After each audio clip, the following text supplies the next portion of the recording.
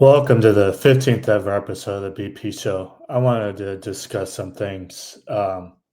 Just wanted to catch up on some things, talk a little Lions football, Michigan State basketball, a little Michigan State football, Pistons playing freaking awesome. I mean, this is amazing how the Pistons are playing right now, and I've discussed it before. It's It's all coaching, and I had this conversation a little earlier with a buddy. There's I've thought of 2 teams in sports where coaching doesn't matter as of today. It's Alabama football and whatever team LeBron James goes to, and it's no discredit to Kalen DeBoer, he's doing a great job, and yes, you gotta have coaching, especially in the SEC conference, to a certain extent.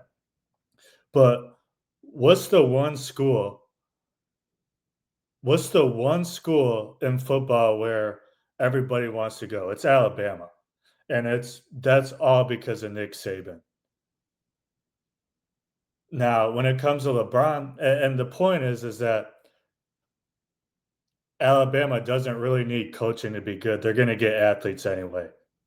So that's one team that necessarily doesn't need a coach. The other team is whatever team LeBron goes to because he's won he's won 4 championships on 3 different teams. That's all LeBron. Alabama football right now, that's all Nick Saban and Kalen DeBoer is doing a good job, but Nick Saban built Alabama football into what it is today. So I just wanted to cover that. Um, Man, Pistons look freaking awesome. And it's all coaching, as I was saying earlier. It's all coaching. Discussed it on record before. Monty Williams didn't care, didn't know what he was doing. JB Bickerstaff comes in, and we have pretty much the same roster. Cade Cunningham's been balling out. Jalen Duren's been balling out. Azur Thompson's a good young talent. We have good role players. Rookies are playing well. But Cade Cunningham is a star, man. Cade Cunningham is a stud. He's become one of the best players in the league. He's got his own shoe now, and there's only 3 or 4 other players in basketball that can say that. I think there might be 4 or 5, but Kevin Durant's one of them. I'm trying to think of the other 3, but um, that's off the subject. I want to talk about Pistons basketball, how well they're playing. It has a lot to do with Cade Cunningham and Jalen Duren. Uh, JB Bickerstaff makes a huge difference. That's why this team is winning because he established a culture. At Alabama, the culture was already there with Nick Saban. Kalen DeBoer is a good coach. He still has Bama playing great football.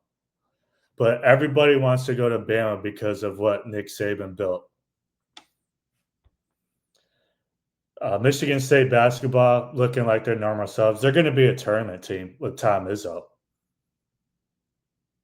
You want to talk about a blue blood basketball team? Michigan State's been a blue blood basketball team, and Jay Billis mentioned it on the broadcast the other day when they were playing Kentucky. Tom Izzo, he's one of the best coaches in all of sports, period, not just basketball. And as much crap as I've said about Michigan State football, which we're gonna get into that. I'm gonna talk Michigan State football. Michigan State basketball, it's hard not to like them. And yeah, they did some dirty stuff back in the day, but I mean, it's nowhere near the dirtiness of Michigan State football. Michigan State football, I mean, they're on an entirely different level of dirty and petty and just sore losers. And again, I mentioned this on the record before. I have family and friends that went to state or are fans of state that or have family that played sports at state. They know I support them, but I just I cannot support Michigan State football and their pettiness. This last game when we beat them, they're standing over our guys and taunting them when they're about to lose a game. It's like, dude, why are you standing over our guy taunting him when you're about to lose the football game? It makes no sense.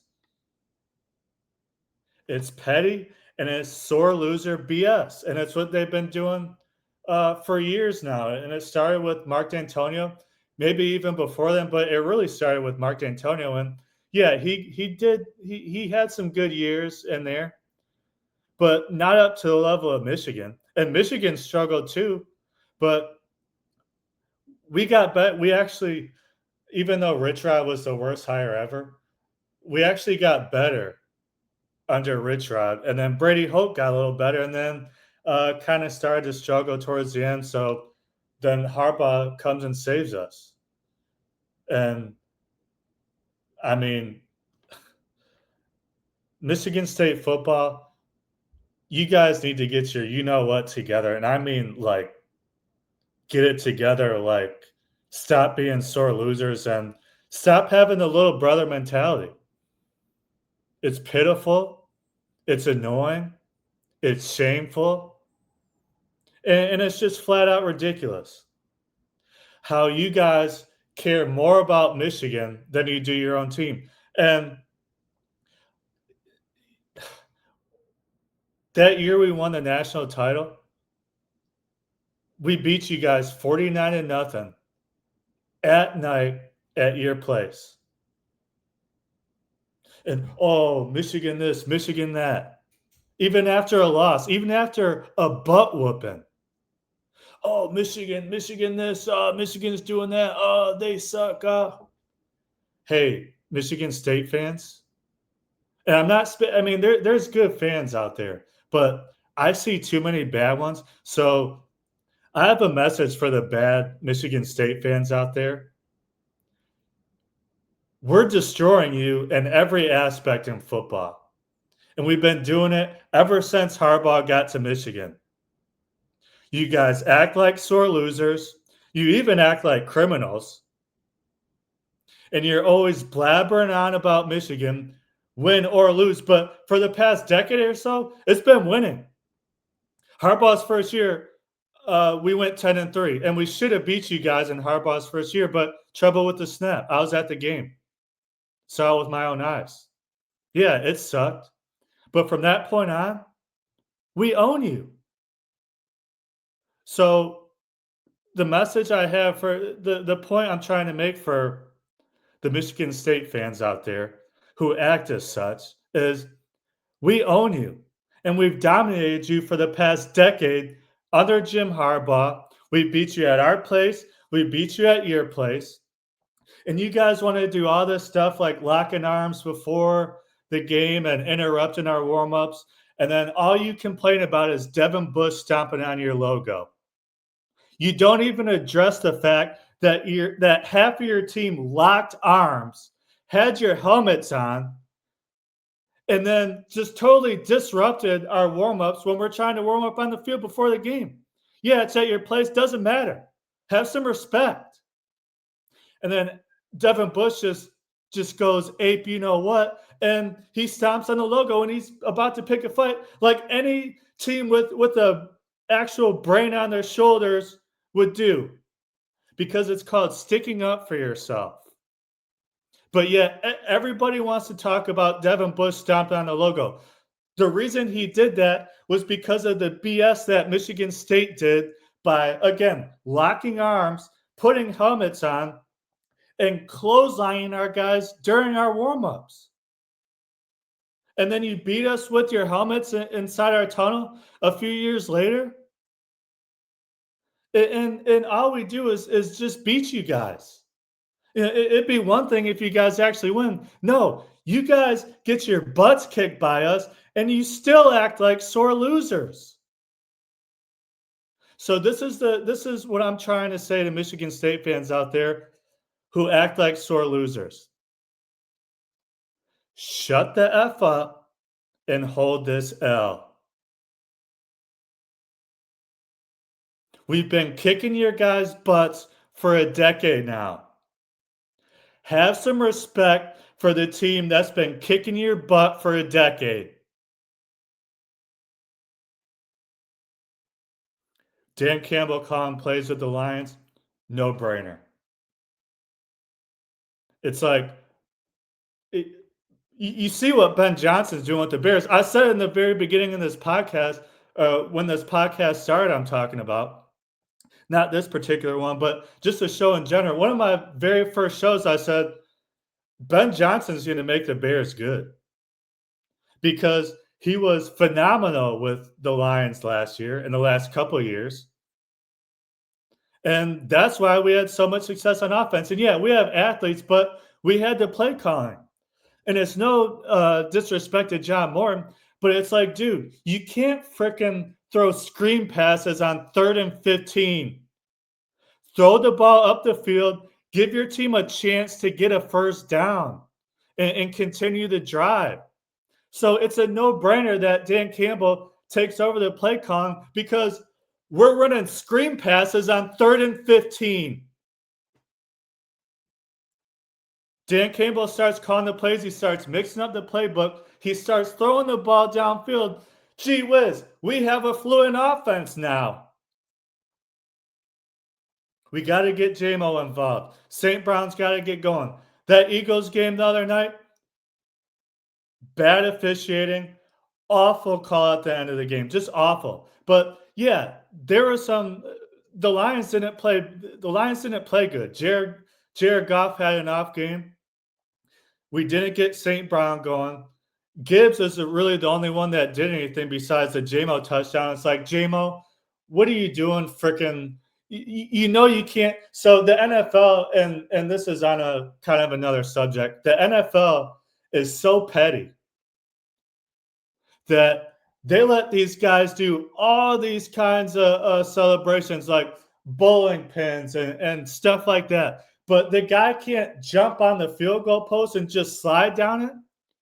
And that's a penalty, but they don't give unsportsmanlike penalties to guys doing a bowling scene in the end zone with 10 different players. Come on, NFL. There's no kickoff. You can't hit the quarterback. We find guys for just little celebrations as opposed to freaking a bowling scene with 10 different guys. Come on, NFL. Let's actually put our heads on our shoulders and use our brain and actually think about what kind of league the NFL should be. We're talking about professional football. We're talking about the National Football League. And they flagged that for unsportsmanlike. Can't hit the quarterback, no kickoff. But back to the Eagles game. Gibbs was the only one that did anything besides Jamon and a couple big plays. Jared Goff had an off game, yeah. But that call at the end of the game, and it's no exaggeration. And I've been watching sports a long time. I actually think from all the football I've watched and all the crucial calls and games that I've watched, that had to be the worst call I've ever seen in sports history under the circumstances. And it may sound like exaggerating. No. And if it's not for the entire history of sports, then it's definitely for at least this football season. It was awful. If there's any pass interference there, it's on AJ Brown pushing up, and there you just don't throw a flag there. And if you do, it's on the offense. It's definitely not on the defense if you watch that replay. Yes, Goff had an off game. We didn't play well on offense. Eagles are a really good team. But if you ask me, especially with a team like the Lions, who are known for like going down the field and scoring in crunch time, that play decided the game because we at least get the ball back with a minute 40 to go and have a good chance to go down the field. This is the Detroit Lions we're talking about now. Went 15-2 last year, and we had a lot of fourth quarter drives where we went down and scored when it mattered. Ref screwed us. Worst call I've ever seen.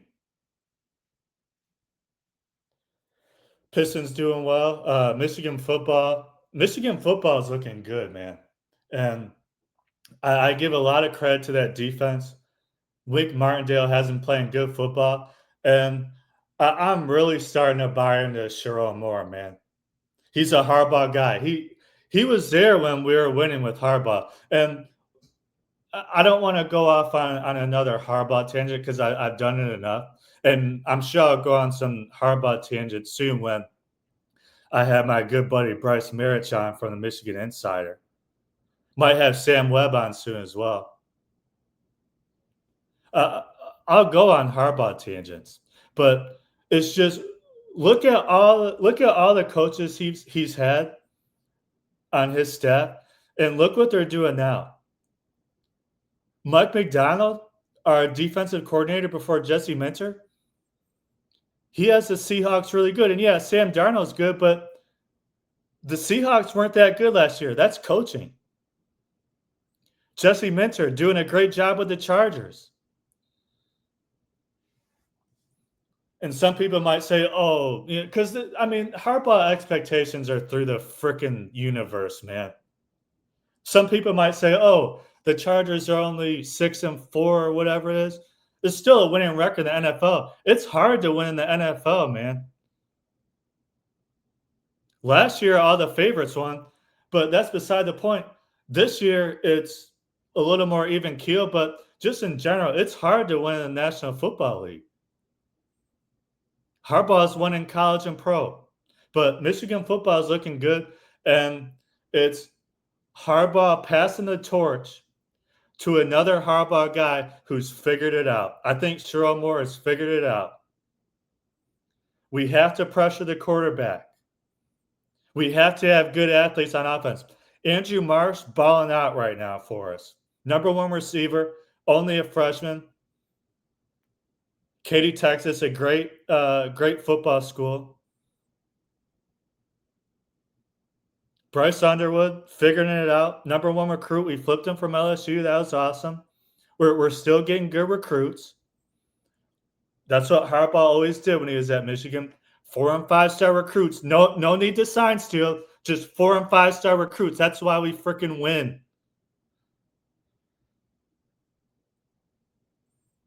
Sherrod Moore is handling business right now. We're 18th in the country, and we didn't look good versus Purdue. We might not have looked that great versus Northwestern, but Northwestern's a tough Big Ten team, man. Purdue, we should have beat by at least 20 to 30 points. But we won. We found a way to win. We're, let's see, 8-2 going into Maryland. Got to beat Maryland, and then we have all the momentum. I mean, we're going to be if we go in to that Ohio State game after Maryland win, we're going to be playing with hair on fire. At home against Ohio State, Big House is going to be rocking. Because if we beat Ohio State, we should be in the playoff. Like, I think if we beat Maryland and Ohio State, I think we should definitely be in the playoff. Because we're 18th in the country now. We beat Maryland, maybe move up a few spots because they didn't move us up at all after the Northwestern game. Maybe move up a couple of spots, and then if we beat Ohio State, I think we should be in the top 10. And I think there's a good chance we will be in the top 10 if we beat Maryland and Ohio State. So, I mean, we're looking more and more like a playoff team as the season goes on. And Bryce Underwood, he's doing a good job. He's figuring out. He's only a freshman, man. He's only 18 years old, and yeah, I'm not trying to bail him out here, but he has the highest. It's like Arch Manning at Texas. Expectations up the wazoo. Bryce Underwood, same thing. Bryce Underwood's handling that pretty well. He's doing pretty good for us. And he's only a freshman, and he's going to get better. He's the number one quarterback in the country. I feel like of the majority of the time when you have a recruit of that caliber, they're gonna do at least something in college. Now, pro is an entirely different story. NFL, entirely different story when it comes to that. But college, athletes like that, of that caliber, that are ranked that high with that stature, they're probably gonna do something in college, at least something. And I mean, Bryce is looking pretty good, man. The one thing I will say, just a nitpick, and this was earlier in the season, and I'm not sure if I haven't seen it lately, but on those little rollout plays, uh, where a guy's rolling out and usually a tight end's wide open, you don't need to throw the ball 100 miles an hour. Just lob it in there because I've seen some plays this year where he's freaking like slinging it at him, and he's wide open 5 yards away. It's like, dude, just lob it in there, man. That's the one thing I've seen with Bryce Underwood that sticks out that I would correct. Other than that, I mean, he has a great arm. He seems like he has poise. He's handling uh, the spotlight well. I mean, his kind of spotlight, number one quarterback in the country coming in a Michigan spotlight. I think he's handling it well, and we'll really see. He'll really be put to the test when we play Ohio State. But I think we have a good chance to beat Ohio State with how we're playing.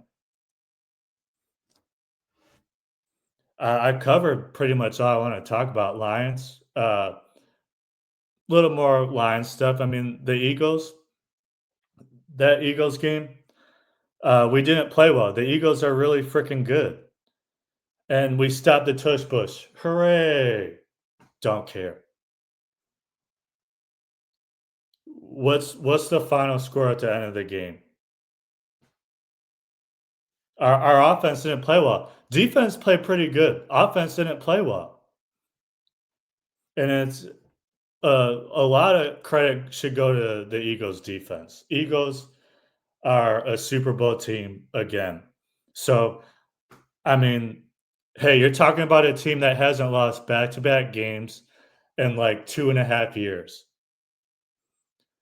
We're playing at home this Sunday against a depleted Giants team. No Scatterboo, no Jackson Dart. We better not freaking let Jameis Winston tear us up. We can't let that happen. And it's no disrespect to Jameis Winston, but the reality is that this guy's been pretty much a backup for his entire career. We can't let him come into Detroit and pick us apart. Just can't happen. Vikings game, we got screwed by the refs a little. We had no offensive line in that Vikings game. Thankfully, the offensive line stepped up versus the Commanders. We needed that win. And I mean, we got to bounce back against. I mean, this is the NFL, man. Like I said, it's hard to win. So we got to bounce back at home. Michigan basketball playing great. I think we have a lot of great. I think this team's really athletic. Lendenberg has been playing great. Uh, Trey McKinney, I think he'll be a stud. I mean, he's only a freshman, but he's a 5 star. We got like 2 7'3" guys on our team, and we got Dusty May. Michigan basketball will be fine. And I think I'm looking forward to a great matchup with Michigan basketball, Michigan State basketball. Like I said before, it's hard not to like Michigan State basketball. Michigan State football, you guys got to get your head screwed on straight, man. Seriously. I mean, like, and I don't want to bring up, like, and this is, I don't want to say I don't want to bring it up. I do want to bring it up. But what I'm trying to say is that this goes beyond sports with the Larry Nassar stuff. And I'm only gonna, because I talked, I mean, this was years ago, but I mean, it's a huge deal in not just sports, but the history of life. If I talked about it on with Sports Radio Detroit years back when it happened, and if that Larry Nassar stuff happened at Michigan, we would still be hearing about it from Michigan State fans. Matter of fact, we would never hear the end of it. So, I mean, and that's really all I have to say, and that's really all I'm gonna say about it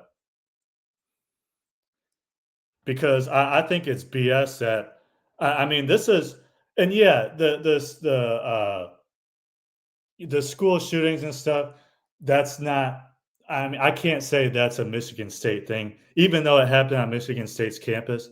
And again, this is going a little beyond sports, but the Larry Nassar stuff, that's on Michigan State's watch. If that happened at Michigan, we would still be hearing about it from Michigan State fans. That's really all I have to cover. I wanted to cover up some things, uh, wanted to touch on Pistons for sure, Lions, Michigan State football and basketball, Michigan football. There's a good amount of stuff going on right now, and just wanted to give you an update. See you next time.